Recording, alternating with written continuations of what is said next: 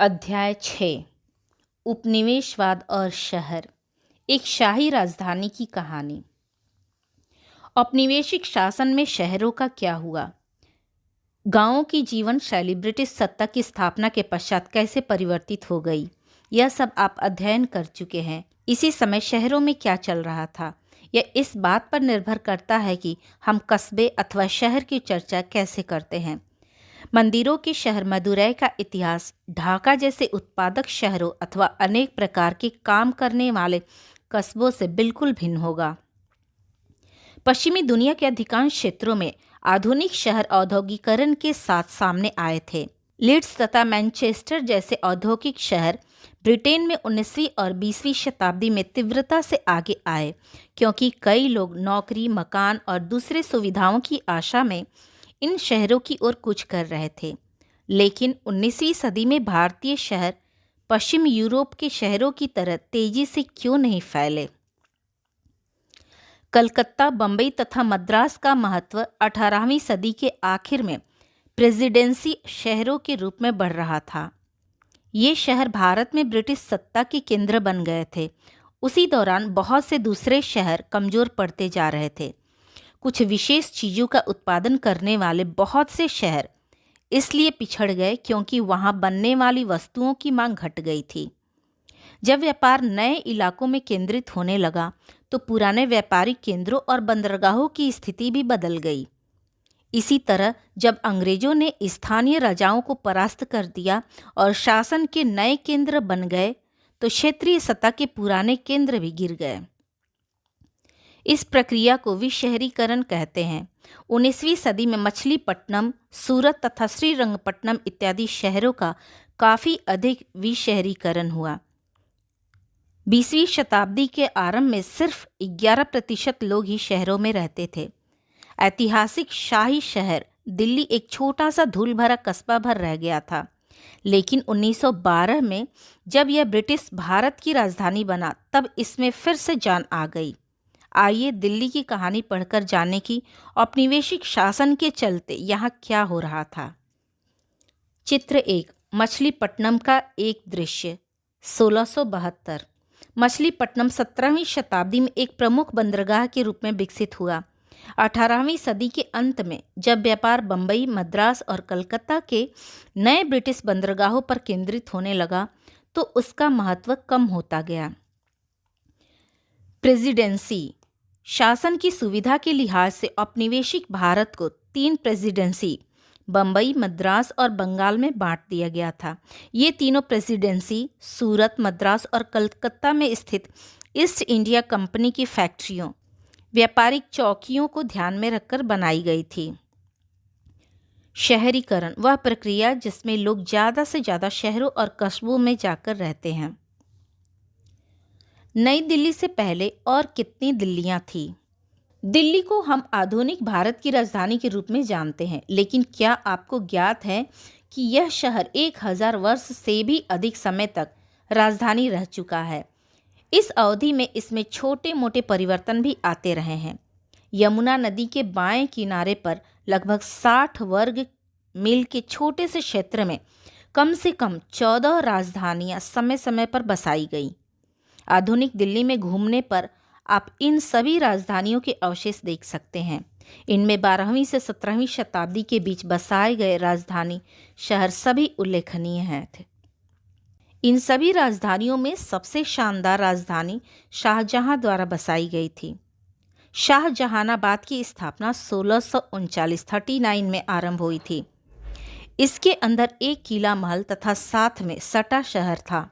लाल पत्थर से बने लाल किले में महल परिसर बना हुआ था। इसके पश्चिम की तरफ 14 दरवाजों वाला पुराना शहर था।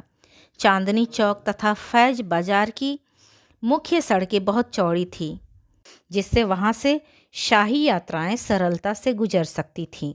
चांदनी चौक के बीचों बीच नहर थी। घने माहौलों तथा दर्जनों बाजारों से घिरी जामा मस्जिद भारत की सबसे बड़ी तथा शानदार मस्जिदों में से एक थी। उस समय पूरे शहर में इस मस्जिद से ऊंची कोई इमारत नहीं थी। दिल्ली शाहजहां के समय में सूफी संस्कृति का महत्वपूर्ण केंद्र थी। यहाँ कई दरगाह, खानकाह तथा ईदगाहें थीं। बड़े बड़े चौराहों, टेढ़ी मेढ़ी गलियों, खामोश कुलदेसिक और जलधाराएं दिल्ली की शान थी। शायद इसी से प्रेरित होकर मीर तकी मीर ने कहा था, दिल्ली की सड़कें महज सड़कें नहीं हैं, वे तो किसी चित्रकार की एल्बम के पन्ने हैं। लेकिन दिल्ली भी आदर्श शहर नहीं था। इसके ऐशो आराम केवल कुछ लोगों के हिस्सों में ही आते थे। अमीर और निर्धन के बीच गहरी खाई थी। हवेलियों के बीच गरीबों के अनगिनत कच्चे मकान होते थे। शेरो शायरी तथा नृत्य संगीत की रंग बिरंगी दुनिया सिर्फ मर्दों के मनोरंजन के लिए थी। त्योहारों, जलसे, जुलूसों में प्रायः मतभेद भी हो जाते थे। चित्र 2, 18वीं सदी में बंबई का बंदरगाह। जब ईस्ट इंडिया कंपनी पश्चिमी भारत में बंबई को प्रमुख बंदरगाह के रूप में इस्तेमाल करने लगी तो बंबई शहर फैलने लगा।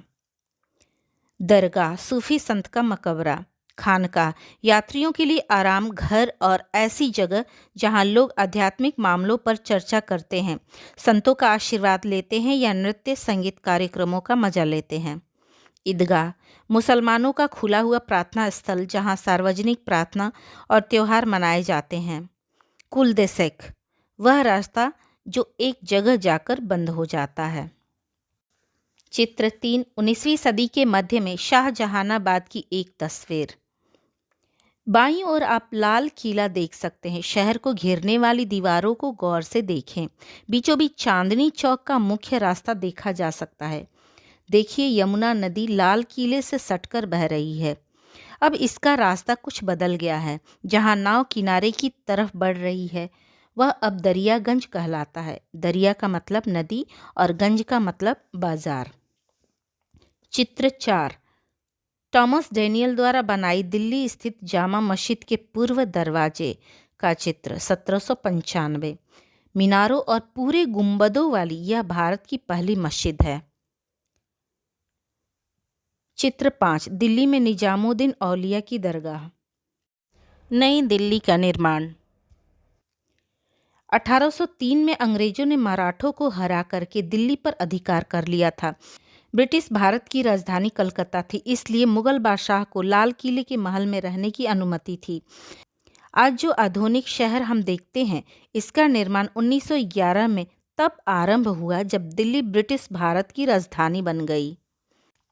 स्रोत 1, दिल्ली जो एक शहर था, आलम में इंतखाब। 1739 तक दिल्ली नादिर शाह के हाथों तबाही और लूट खसोट देख चुकी थी। शहर के पतन पर दुख प्रकट करते हुए 18वीं सदी के उर्दू शायर मीर तकी मीर ने कहा है, दिल्ली जो एक शहर था, आलम में इंतखाब। हम रहने वाले हैं उसी उजड़े दयार के। मैं उसी तहस नहस हुई दिल्ली का रहने वाला हूँ जो एक जमाने में दुनिया का सबसे भव्य शहर थी। एक अतीत का ध्वंस। सन 1857 से पहले दिल्ली की दशा दूसरे औपनिवेशिक शहरों से अलग थी। बम्बई, मद्रास तथा कलकत्ता में भारतीयों और अंग्रेजों की बस्तियां भिन्न भिन्न होती थीं। भारतीय लोग काले क्षेत्रों में और अंग्रेज लोग शानदार गोरे क्षेत्रों में रहते थे, लेकिन दिल्ली में ऐसा नहीं था। विशेष तौर से 19वीं सदी के पूर्वार्ध में दिल्ली के अंग्रेज भी अमीर हिंदुस्तानियों के साथ पुराने शहर के अंदर में ही रहा करते थे। वे भी उर्दू, फारसी संस्कृति तथा शायरी का आनंद लेते थे और स्थानीय त्योहारों में भी भाग लेते थे। 1824 में दिल्ली कॉलेज की स्थापना हुई, जिसका आरंभ 18वीं सदी में मदरसे के रूप में हुआ था। इस संस्था ने विज्ञान तथा मानव शास्त्र के क्षेत्र में एक नए युग की स्थापना की। यहाँ मुख्य रूप से उर्दू भाषा का उपयोग होता था। 1830 से 1857 की अवधि को लोग दिल्ली पुनर्जागरण काल मानते हैं। गुलफरोशान, फूलों का त्योहार। पुनर्जागरण, इसका शाब्दिक अर्थ होता है कला और ज्ञान का पुनर्जन्म। यह शब्द ऐसे दौर के लिए इस्तेमाल होता है जब बहुत बड़े पैमाने पर रचनात्मक गतिविधियां होती हैं। स्रोत 2, कभी इस नाम का भी एक शहर हुआ था। दिल्ली में आ रहे बदलावों से गालिब भी बहुत दुखी थे। उन्होंने दिल्ली के अतीत के बारे में कहा है, क्या लिखूं? दिल्ली की जिंदगी तो किले, चांदनी चौक, यमुना के पुल पर जमने वाली चौकड़ियों और सालाना गुलफरोशान से धड़कती है। जब ये सभी चीजें ही यहाँ नहीं हैं, तो दिल्ली जिंदा कैसे रह सकती है? हाँ, हिंदुस्तान में कभी इस नाम का भी शहर हुआ तो जरूर है। चित्र 6। दिल्ली की सड़कों पर विद्रोहियों का कत्लेआम करके बदला लेती ब्रिटिश टुकड़ियां। 1857 के पश्चात इसमें परिवर्तन आ गया। उस वर्ष के बगावत के दौरान विद्रोहियों ने बहादुर शाह जफर को विद्रोह का सरगना बनने पर विवश कर दिया। 4 माह तक दिल्ली विद्रोहियों के नियंत्रण में रही। जब अंग्रेजों ने फिर से शहर पर कब्जा किया तो वे बदले और लूटपाट पर उतर गए। प्रसिद्ध शायर गालिब दुखी मन से इस घटना को देख रहे थे। 1857 में दिल्ली की बर्बादी को उन्होंने इन शब्दों में प्रस्तुत किया। जब गुस्साए शेर अंग्रेज शहर में आए तो उन्होंने बेसहारों को मारा, घर जला डाले, न जाने कितने औरत मर्द, आम तथा खास 3 दरवाजों से दिल्ली से भाग खड़े हुए और उन्होंने छोटे छोटे समुदायों और शहर के बाहर मकबरों में शरण ली। अगले विद्रोह को रोकने के लिए अंग्रेजों ने बहादुर शाह जफर को देश से निकाला दे दिया। उन्हें वर्मा अब म्यांमार भेज दिया गया। उनका दरबार बंद कर दिया गया, अनेक महल गिरा दिए गए, बागों को बंद कर दिया तथा उनकी जगह अपने सैनिकों के लिए बैरकें बना दी गई। अंग्रेज दिल्ली के मुगल अतीत को बिल्कुल भुला देना चाहते थे। किले के आसपास का सारा इलाका साफ कर दिया गया। वहां से बाग, मैदान और मस्जिदें हटा दिए गए, मंदिर नहीं तोड़े गए। अंग्रेज आसपास के क्षेत्रों को बचाना चाहते थे। मस्जिदों को या तो नष्ट कर दिया गया या उन्हें दूसरे काम के लिए उपयोग किया जाने लगा। उदाहरण के लिए जीनत अल मस्जिद को एक बेकरी में परिवर्तित कर दिया गया। जामा मस्जिद में 5 साल तक किसी को नमाज पढ़ने की अनुमति नहीं दी गई। शहर का 1/3 भाग गिरा दिया गया। नहरों को बंद करके समतल कर दिया गया। 1870 के दशक में रेलवे की स्थापना करने और शहर को 4 दीवारी के बाहर फैलाने के लिए शाहजहानाबाद की पश्चिमी दीवारों को गिरा दिया गया। अब अंग्रेज उत्तर की ओर विशाल सिविल लाइंस क्षेत्र में रहने लगे। वे अब पुराने शहर में भारतीयों के साथ नहीं रहा करते थे। उन्होंने दिल्ली कॉलेज को एक स्कूल में परिवर्तित कर दिया और 1877 में उसे बंद कर दिया। चित्र 8। आसपास की इमारतों को साफ कर देने के बाद जामा मस्जिद का नजारा। एक नई राजधानी की योजना। अंग्रेज दिल्ली के सांकेतिक महत्व से भली भांति अवगत थे, इसलिए 1857 के विद्रोह के बाद उन्होंने यहाँ बहुत सारे भव्य आयोजन किए। वायसराय लिटन ने 1877 में रानी विक्टोरिया को भारत की मलिका घोषित करने के लिए एक दरबार आयोजित किया। वैसे तो अभी भी ब्रिटिश भारत की राजधानी कलकत्ता ही थी, परंतु इस विशाल दरबार का आयोजन दिल्ली में ही क्यों हुआ? विद्रोह के वक्त अंग्रेजों को लगने लगा था कि लोग मुगल बादशाह को अभी भी महत्व देते हैं और वे उसे ही अपना मुखिया मानते हैं। लिहाजा ब्रिटिश सत्ता का 1857 के बागियों तथा मुगल बादशाहों का मुख्य केंद्र दिल्ली में पूरी शान के साथ प्रदर्शन किया गया। जब जॉर्ज पंचम को 1911 में इंग्लैंड का राजा घोषित किया गया तो इस अवसर पर दिल्ली में एक और दरबार आयोजन किया गया। कलकत्ता की जगह दिल्ली को भारत की राजधानी बनाने के निर्णय की घोषणा भी इसी दरबार में की गई। तत्कालीन शहर के दक्षिण में रायसीना पहाड़ी पर 10 वर्ग मील के क्षेत्र में नई दिल्ली शहर को बसाया गया। एडवर्ड लटियंस तथा हर्बर्ट बेकर नाम के 2 वास्तुकारों ने नई दिल्ली और इसकी इमारतों का नक्शा तैयार किया। नई दिल्ली स्थित सरकारी क्षेत्र में 2 मील का चौड़ा मार्ग वायसराय के महल वर्तमान राष्ट्रपति भवन तक जाने वाला किंग्सवे बनाया गया, वर्तमान राजपथ, और उसके दोनों ओर सचिवालय की इमारतें बनाई गई। इन सरकारी इमारतों की बनावट में भारत के शाही इतिहास के अलग अलग समय की झलक दिखाई देती थी। परंतु इसका रूप मोटे तौर पर क्लासिकी यूनान 5वीं शताब्दी ईसा पूर्व का नजर ही आता था। जैसे वायसराय पैलेस का केंद्रीय गुंबद सांची में बने बौद्ध स्तूप की बनावट से प्रेरित था। लाल भूरभूरे पत्थर तथा नक्काशीदार जालियों की प्रेरणा मुगल वास्तुशिल्प से मिली थी, लेकिन नई इमारतों में ब्रिटिश प्रभुत्व की झलक भी जरूरी थी। अतः वास्तुकारों ने इस बात का विशेष ध्यान रखा था कि वायसराय के महल की इमारत शाहजहां की जामा मस्जिद से भी ऊंची हो। ऐसा करना कैसे संभव था? लगभग 20 वर्षों में नई दिल्ली का निर्माण हुआ, एक ऐसा शहर बनाने की मंशा जो शाहजहानाबाद से एकदम अलग हो, जिसमें भीड़ भाड़ वाले मोहल्ले और संकरी गलियां ना हो। दिल्ली में चौड़ी सीधी सड़कों तथा बड़े बड़े परिसरों के बीच विशाल इमारतों की कल्पना की गई थी। पुरानी दिल्ली में भाग दौड़ दिखाई देती थी। नया शहर स्वच्छ तथा स्वस्थ नजर आता था। अंग्रेजों का मानना था कि गंदे क्षेत्र स्वास्थ्य के लिए हानिकारक बीमारियों का स्रोत होते हैं। इससे बचने के लिए नई दिल्ली में बेहतर जलापूर्ति, गंदगी के निकास तथा नालियों की पूरी व्यवस्था की गई थी। उसमें हरियाली भी अधिक थी। वहाँ वृक्ष लगाए गए और बड़े बड़े पार्क बनाए गए, जिससे कि स्वच्छ वायु और ऑक्सीजन निरंतर मिलती रहती है। चित्र 9। जॉर्ज पंचम का राज्याभिषेक, कोरोनेशन दरबार, 12 दिसंबर 1911। इस दरबार में 1 लाख से अधिक भारतीय राजा महाराजा, अंग्रेज अफसर और सिपाही इकट्ठा हुए थे।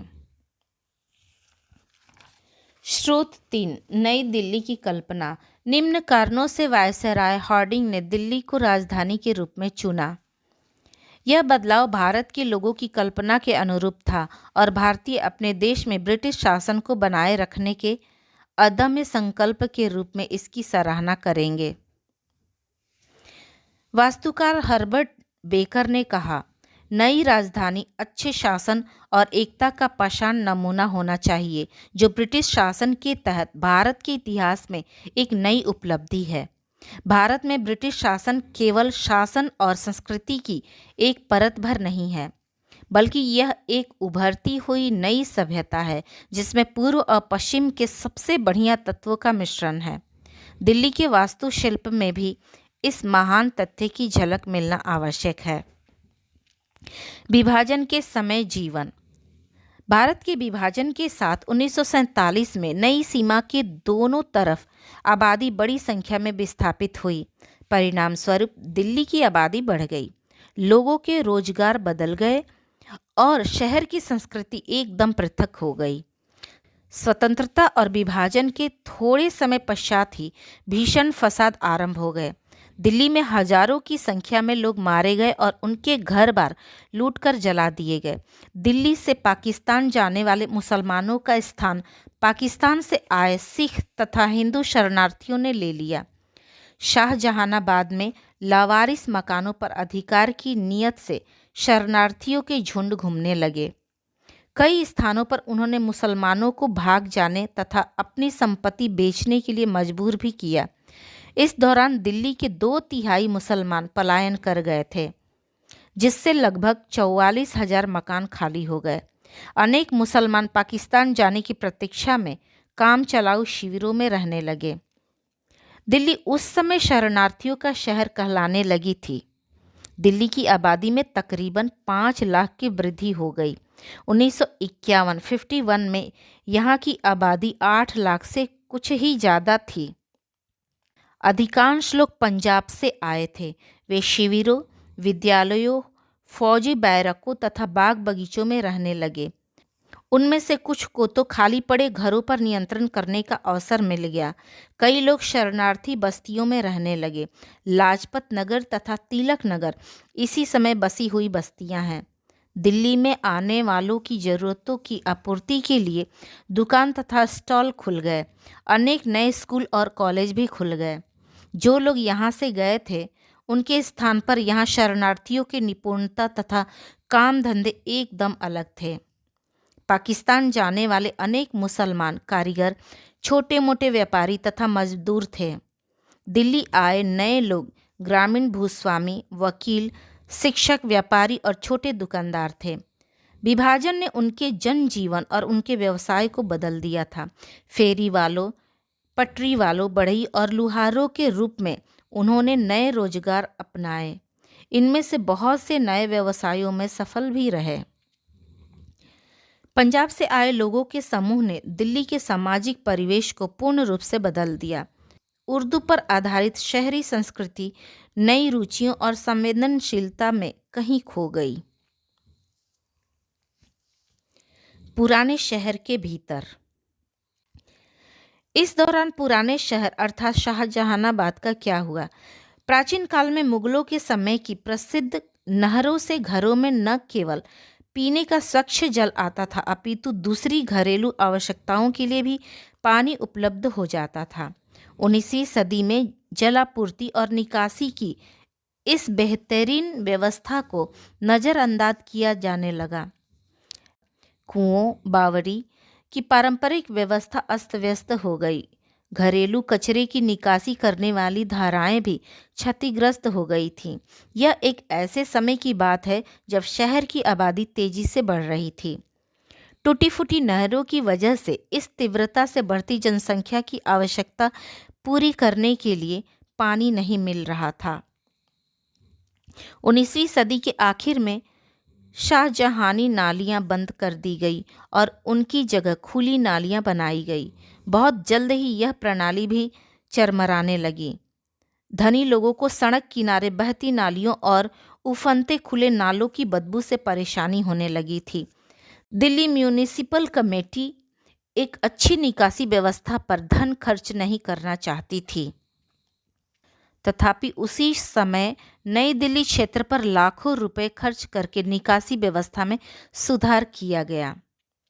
हवेलियों का पतन। 17वीं और 18वीं शताब्दियों में मुगल कुलीन वर्ग शानदार हवेलियों में रहता था।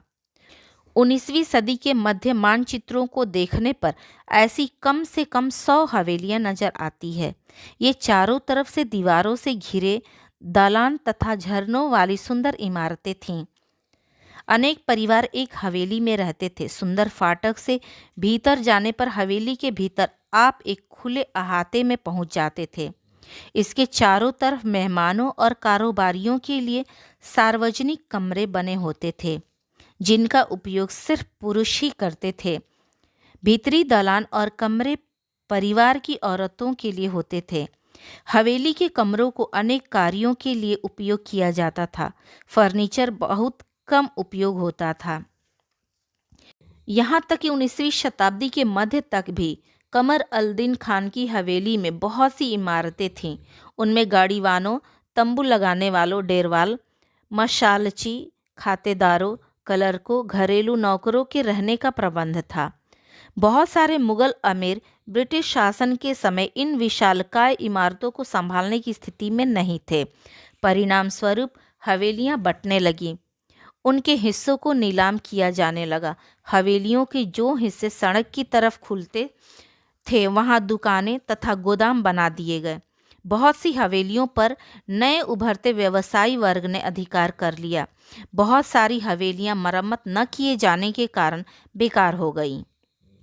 औपनिवेशिक बंगले इन हवेलियों से पूर्ण रूप से अलग थे। ये बंगले एकाकी परिवारों के लिए बनाए गए थे, इसलिए उनमें एक मंजिल की ढलवा छत वाली इमारत होती थी।